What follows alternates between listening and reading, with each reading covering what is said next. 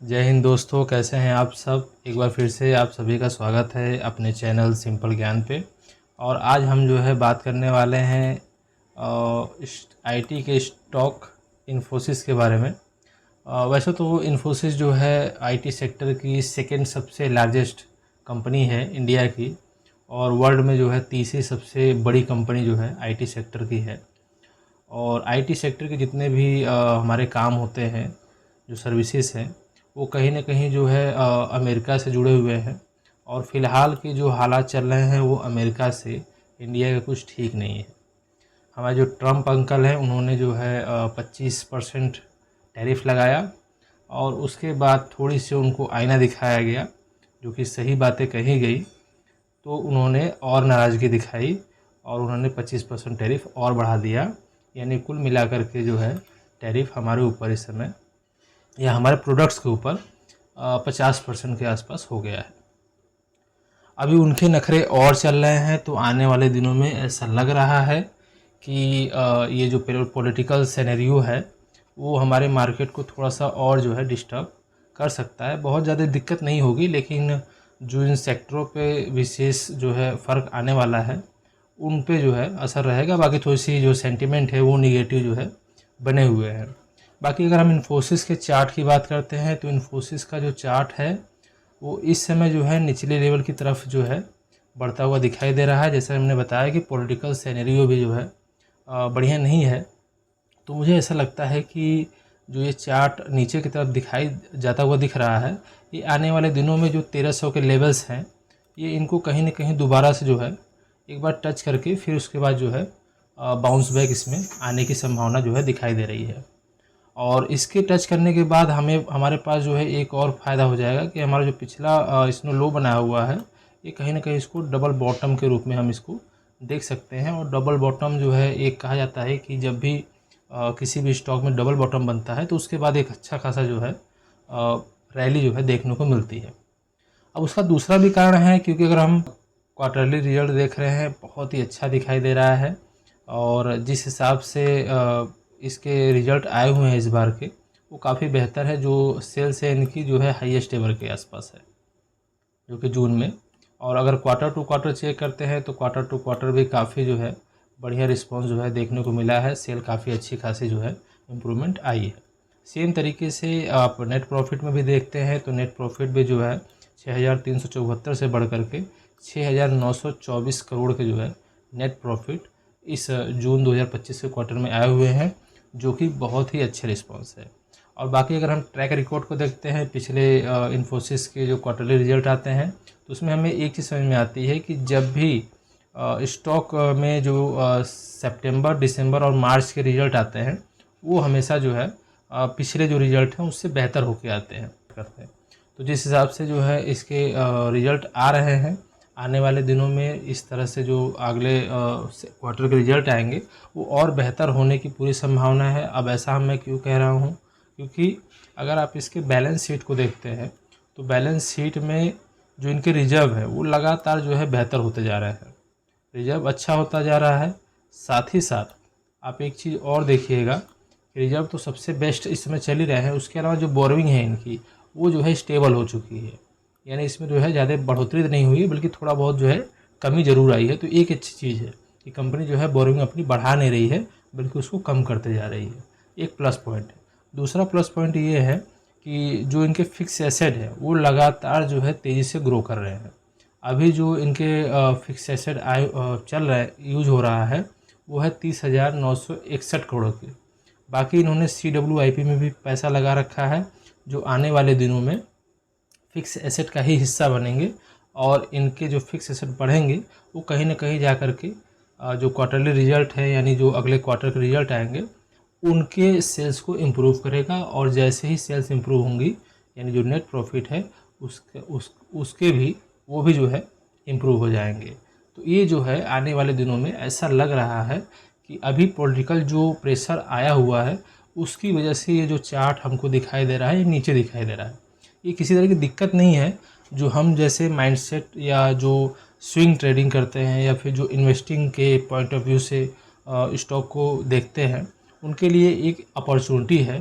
क्योंकि इस तरह के स्टॉक जो काफ़ी सेफ़ साइड में होते हैं, क्योंकि अगर आप इनके जो है ROCE को देखते हैं तो वो तो है 37.5 का जो है इनका ROCE है, जो कि एक बहुत ही अच्छा जो है ROCE माना जाता है। तो इस हिसाब से जितना भी इसमें गिरावट आती है वो एक तरीके से कहीं ना कहीं अपॉर्चुनिटी के रूप में आप इसे ज़रूर देखिए। बाकी आप एक बात और समझ लीजिए कि मैं आपको बाई या सेल करने की रिकमेंडेशन नहीं दे रहा हूँ। मैं कोई सेबी द्वारा रजिस्टर्ड एनालिस्ट नहीं हूँ, और साथ ही साथ मेरी जितनी भी वीडियोज़ होती हैं मैं इस चीज़ को जो है हमेशा रिपीट भी करता हूँ। आप मेरी वीडियो सिर्फ एजुकेशनल पर्पज़ से देखें। बाकी मैं अपनी एनालिसिस जो है आपको अपने वीडियोज़ के माध्यम से बताता हूँ, ये कोई जो है रिकमेंडेशन नहीं होती है। बाकी जो इस तरह के स्टॉक होते हैं वो काफ़ी जो है बेहतर ही रहते हैं लॉन्ग टर्म जो है पॉइंट ऑफ व्यू से।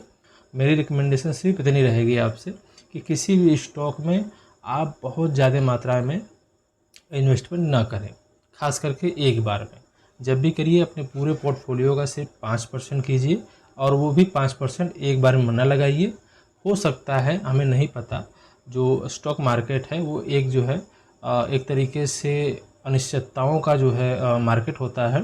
तो यहाँ पे कुछ भी हो सकता है। तो आप जब भी लगाइए इंस्टॉलमेंट में जो है अपने पैसों को आप इन्वेस्ट कर सकते हैं। मेरी ये सलाह रहेगी आपसे।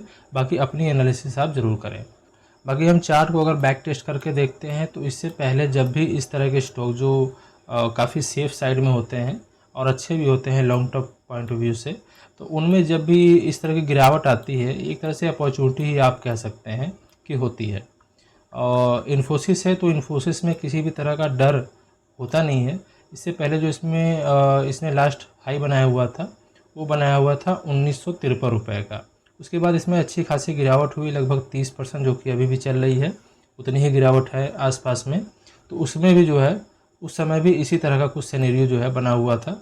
एक बार इसने जो है अपने लो लेवल को टच किया, फिर इसमें थोड़ी सी रिकवरी है, और उसके बाद फिर से इसने जो है अपने लो लेवल को टच करके डबल बॉटम बनाते हुए फिर इसने जो है रिकवरी दी थी। लेकिन किन्हीं कारणों से इसमें जो है वही जो पॉलिटिकल सिनेरियो अभी चल रहा है, उसी तरह का पॉलिटिकल सिनेरियो और सेंटिमेंट में जो है प्रॉब्लम आई, जिसकी वजह से जो है इसमें फर्दर जो आप गिरावट इसमें देख पा रहे हैं, लगभग जो भी है 8-10% का, 10 से 12% का जो आज इसमें गिरावट देख पा रहे हैं, वो जो है इसी कारणों से आए थे कि उस समय जो रिजल्ट आए हुए थे मार्च 2023 के, वो जो है अच्छे नहीं आए हुए थे। सेंटीमेंट उसकी वजह से जो इन्वेस्टरों का था वो ख़राब हो गया था। और साथ ही साथ जो जैसा मैंने बताया कि जो इस तरह की आईटी कंपनियां होती हैं, इनका मेन बिजनेस अमेरिका सर्विसेज जो है अमेरिका यूज करता है। तो अमेरिका में उस समय जो है बैंकिंग सेक्टर को लेकर के काफ़ी अनिश्चितताएँ थी, और जो काफ़ी निगेटिविटी होने की वजह से स्टॉक में और फर्दर प्रेशर जो है पड़ा, और इसमें जो है अच्छी खासी गिरावट हुई। लेकिन कोई दिक्कत नहीं है, अगर हम इसको long term point of view से देखते हैं तो एक तरीके से हमारे लिए फ़ायदेमंद ही रहा है, क्योंकि इसके बाद जो है अच्छी खासी जो है रिकवरी इस स्टॉक में देखने को मिली है। और इस तरह के स्टॉक अक्सर जो है आपको एक साल के अंदर अंदर अच्छी खासी जो प्रॉफिट गेन है वो आपको दे ही देते हैं। अगर हम इसमें बात करते हैं प्रॉफिट गेन की, तो इसमें अगर आप यहाँ पे कंसीडर करते हैं वॉच लिस्ट में अपने रखिए, और इसको जो है आप कहीं ना कहीं 1300 के रेंज में ही आप इसको बाई करने का प्रयास करें। लेकिन मेरी रिकमेंडेशन फिर भी नहीं है, आप इसको देख सकते हैं। और अगर यहाँ से हम अगर कंसीडर करते हैं तो इसमें अच्छा खासा जो है पोटेंशियल गेन दिखाई देता है, लगभग 50% का, जो कि एक बहुत ही बड़ा और बढ़िया जो है गेन आपको दिखाई देने आने वाले दिनों में मिल सकता है। बाकी थोड़ी सी हम जो है इसके फंडामेंटल्स की बात कर लेते हैं। तो फंडामेंटल्स आप हमेशा की तरह अच्छे ही रहते हैं। स्टॉक मार्केट में जो इन्फोसिस और टीसीएस जैसी कंपनियां हैं, ये बहुत ही अच्छी मानी जाती हैं, सेफ़ होती हैं, उनका आरओसी भी काफ़ी अच्छा है। इन्फोसिस का जो मार्केट कैप है वो 6 लाख करोड़ के आसपास का है। फ़िलहाल अभी थोड़ी सी गिरावट की वजह से कम हो गया है। बाकी जो स्टॉक प्राइस है वो काफ़ी अट्रैक्टिव हो गया है, कह लीजिए वैल्यूएबल हो गया है, तो और अच्छी बात है। बाकी पी की बात करते हैं तो पी फ़िलहाल जो है जो इंडस्ट्री का पी है उससे जो है कम ही चल रहा है, तो एक और अच्छी जो है पॉइंट ऑफ व्यू से बहुत बढ़िया है। सबसे अच्छा मुझे लगता है कि कंपनी में जो है डिविडेंड काफ़ी अच्छा खासा जो है मिलता है, 3.02%, जो कि हमारे बैंक अकाउंट के सेविंग अकाउंट में अगर आप पैसे रखते हैं तो उससे भी कहीं ज़्यादा है, जो कि एक बहुत अच्छी बात है। उस रेशियो के जो एवरेज इसका पी है उससे जो है नीचे ही ट्रेड कर रहा है। जो इसका नॉर्मल पी है उससे आप जो है इसको नीचे ही जो है देख पा रहे हैं। तो एक और भी ज़्यादा इस तरह की कंपनियों में एक हमें सेफ्टी जो है प्रोवाइड करवाता है कि इस कंपनी में अगर आप बाइंग करते हैं तो आपके जो मार्जिन ऑफ सेफ्टी है वो आप पूरी तरह से इसको कहीं ना कहीं मेंटेन कर पा रहे हैं, क्योंकि जो इसका 5 सालों का नॉर्मल पी है वो भी जो है 27.8% के आसपास, जो कि इस समय उससे काफ़ी नीचे जो ट्रेड कर रहा है।